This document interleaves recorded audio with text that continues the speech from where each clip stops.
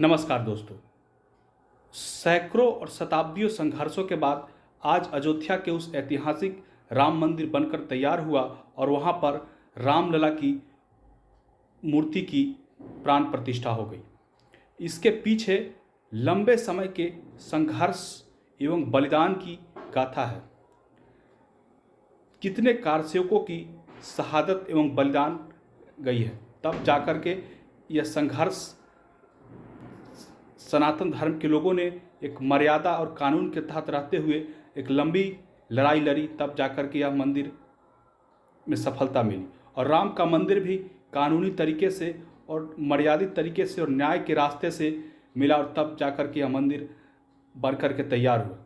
राम राज्य में क्या होता है? राम राज्य में उन उच्च आदर्शों की स्थापना की जाती है जिसमें प्रजा को हर सुखों का ध्यान रखा जाता है, और प्रजा के सुखों के लिए राम हर प्रकार के वैसे कार्यों को करते हैं जिससे प्रजा सुख रहे। वही स्थिति इस वक्त भारत में, राम की कृपा से भारत में एक ऐसा महापुरुष बैठा हुआ है जिसने राम राज्य की कल्पना को साकार करने की कोशिश की है।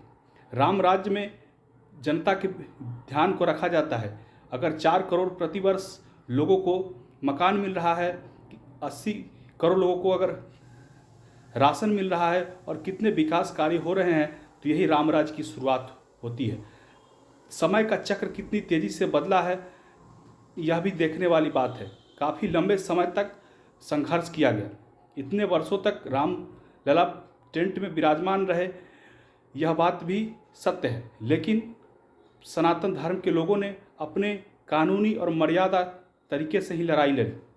कभी भी वे लोग कानून के बाहर दायरे में नहीं गए, और इसी कारण से आज इस प्रकार का माहौल बदला है और देश में शांति का वातावरण हर जगह है। हर जगह दिवाली खुशहाली में सभी लोग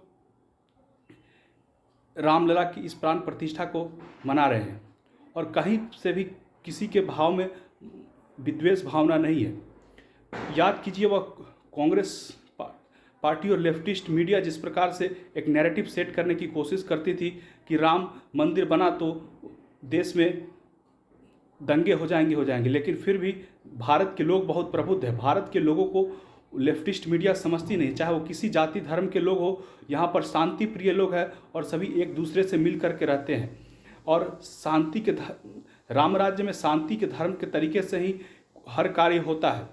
राम राज्य की कल्पना में सभी एक दूसरे से मिल करके रहते हैं। राम उन महान सीमाओं से ऊपर है। अगर आप राम के एक पुत्र के रूप में देखिए तो मिली हुई गद्दी को त्याग करके वो वन में जाते हैं, जहाँ पुत्र अपने पिता की हत्या कई बार दूसरे परिवारों में देखा जाता है कि कर देते हैं राज्य पाने के लिए। वह वन में जाते हैं।